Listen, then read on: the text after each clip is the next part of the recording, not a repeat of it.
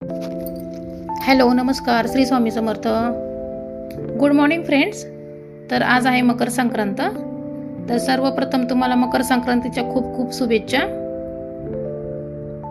तर आजचा मकर संक्रांती व्यवसायाचा मुहूर्त आहे ना 3 नंतर आलाय, खूपच उशीर आलाय. त्याच्यामुळे काय उपवास पकडावा लागतो ना. पाऊसून आल्यावरतीच उपवास सोडतात आमच्याकडे तरी. तर सकाळी खिचडी वगैरे खाऊन घेतली होती, घरातली कामं वगैरे करून घेतली आणि आज काय पुरणपोळीचा बेत होता माझ्या घरी.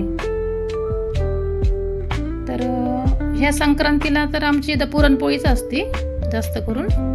तर इथं असं छान अशी साडी घातली, हलकासा मेकअप केला, नंतर मी घरीच ओसलं देवांना माझ्या. जास्त करून मी मंदिरात जात नाही, कारण आता गर्दी पण खूप झाली असेल, आता गर्दी लेट होतं त्याच्यामुळं. तर मग इथंच मी स्वामी बाबांना, विठ्ठल रुक्मिणीची मूर्ती, तुळजाभवानीची मूर्ती घेतली, मग त्यांनाच हळदी कुंकू लावलं. सगळ्या देवांना हळदी कुंकू लावून घेतलं. तर आमच्याकडे अशी पद्धत असते, देवांना हळदी कुंकू लावून वगैरे नाही का, असं सुगडं असतं ना, आपण जे सुगडे आणतो त्याच्यामध्ये सगळं वाऊस वगैरे भरतो, ते देवाला अर्पण करायचा. तर इथं मी सगळ्या देवांना वगैरे अर्पण वगैरे केला आणि ओवसलं पण देवाला सगळ्या. सण वगैरे असला ना छान पण वाटतं आणि धावपळ पण होती.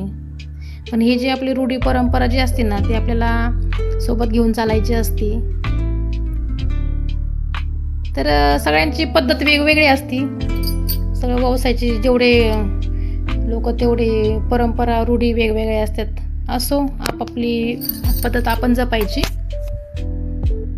तर देवांना ओवासलं मी.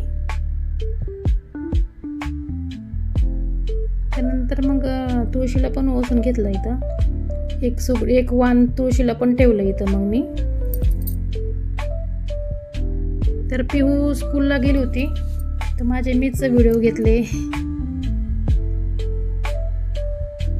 तर आज पुरणपोळी नंतर म्हटलं ओवासून त्यानंतर परत उरलेला स्वयंपाक करायचा होता, म्हणून मी पटकन पूजा वगैरे करून घेतली इथे. नंतर आमच्या खाली सोसायटीमध्ये पण फ्रेंड्स होत्या, तर मग तिथं पण एकमेकींना हळदी कुंकू देऊन ओवासून वगैरे घेतलं.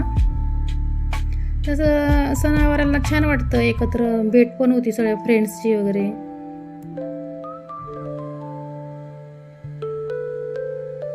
तिथं मग थोडेसे सेल्फी फोटो वगैरे घेतले.